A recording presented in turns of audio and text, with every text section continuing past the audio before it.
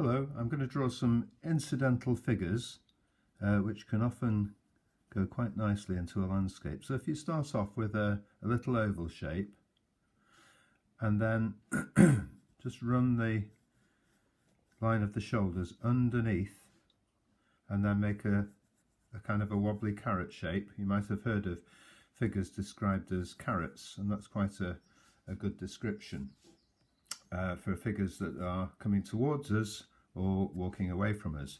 You can vary that or adapt that, so let's just do a slightly bigger figure. Obviously the bigger figure would be closer to us, but if we lift the line of the shoulders up a little bit as if they're going through the head, then it looks as if the line of the shoulders looks as if the head is slightly hunched, head slightly down a bit, and then we'll bring that carrot shape down a bit, give a bit of a V there, bring one arm out for a stick, take the other arm out to the elbow and back in again, just give him a bit of a coat, and then darken one leg. Whichever leg you darken and shorten looks further away, so the figure looks like it's walking towards us.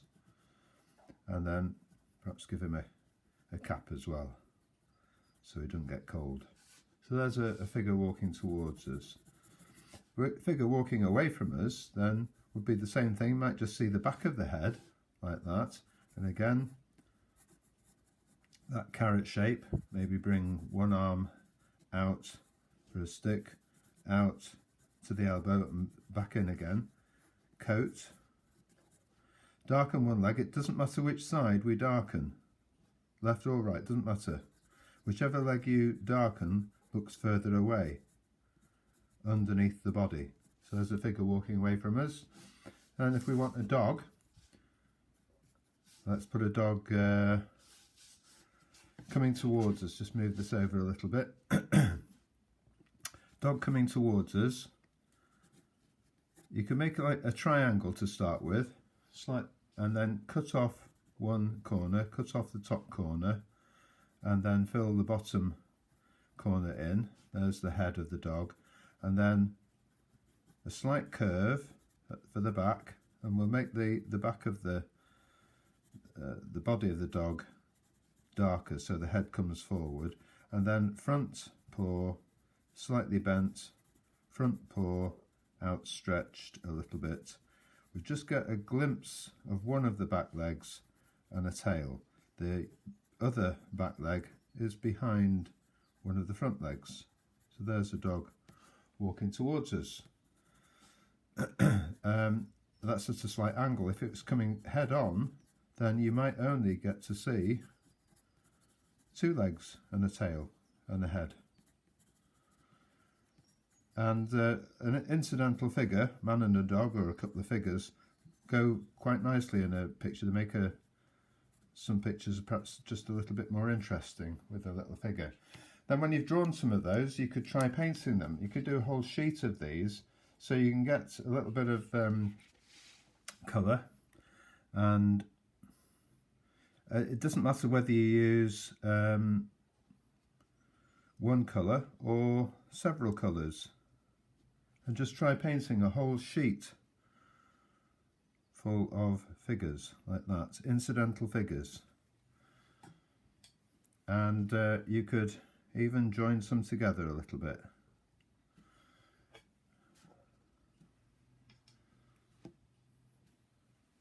I quite like to do these loosely and without a great deal of detail in them, but just a suggestion.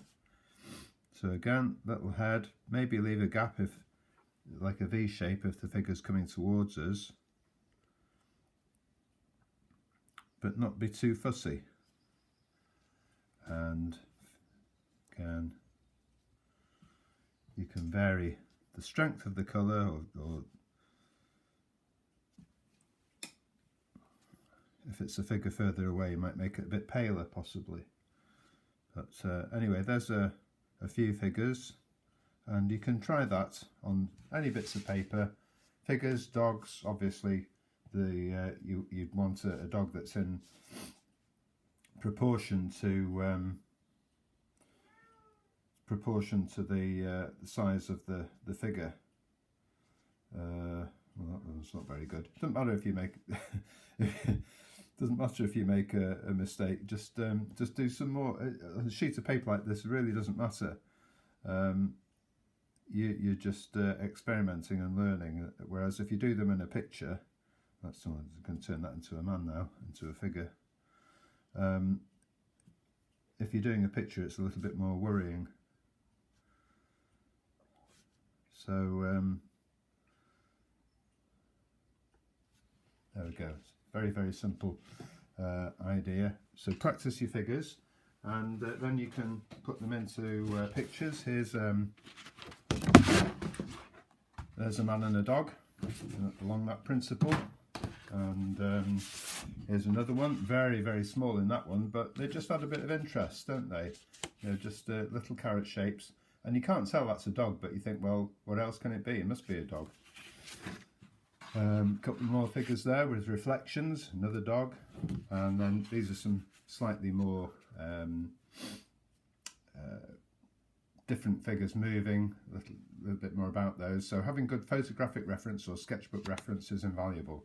Anyway, I hope you found that helpful. Practice your figures, and good luck. Good painting. Happy painting.